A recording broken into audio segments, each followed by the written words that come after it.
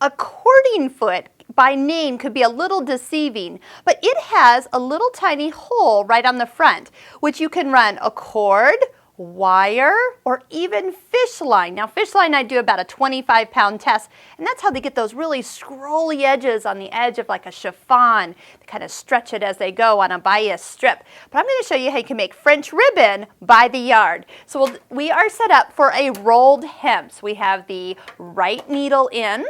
The stitch finger has been pulled forward. The stitch length has been shortened, not all the way, but a nice amount, so it's a little bit more closed up, shorter stitch. The lower looper tension has been tightened as well, down to about 7.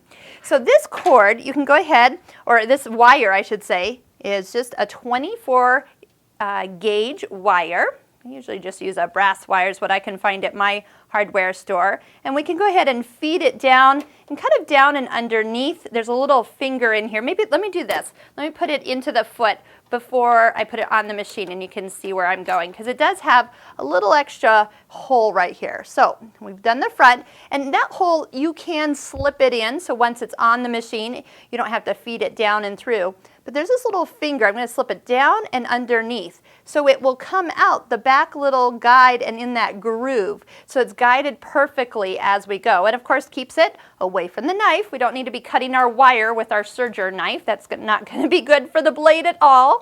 So we'll just go ahead and put that on. All right, little extra wire out the back if you'd like, and just follow along like a regular rolled hem. Just this time you're kind of inserting a little something on top of that. But you don't have to hold the wire. Just make sure that it continues to get fed off whatever spool is holding. This is what mine looks like. It's kind of in my lap. So I'm going to just untwist this as I go.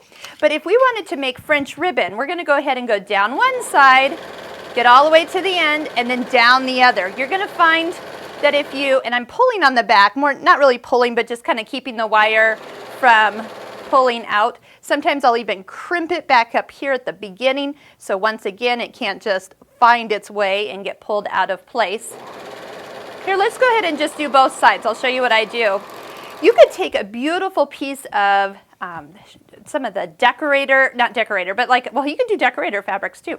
You can do anything, but like a nice satin or something in the bridal section of your fabric stores, the real shiny or slippery fabrics, and you can put the wire edge along, just cut it into strips, put it along the edge, and you can have bows for any event. You could do a decorative Christmas tree, and then at the end of the season you can just untie all the bows and then let them kind of hang out in your Christmas box, for example. And next year, just iron them flat and retie them. So something that you could reuse each year. So if you can't find that exact color, you want to be not like the normal ones you can find like at Hobby Lobby.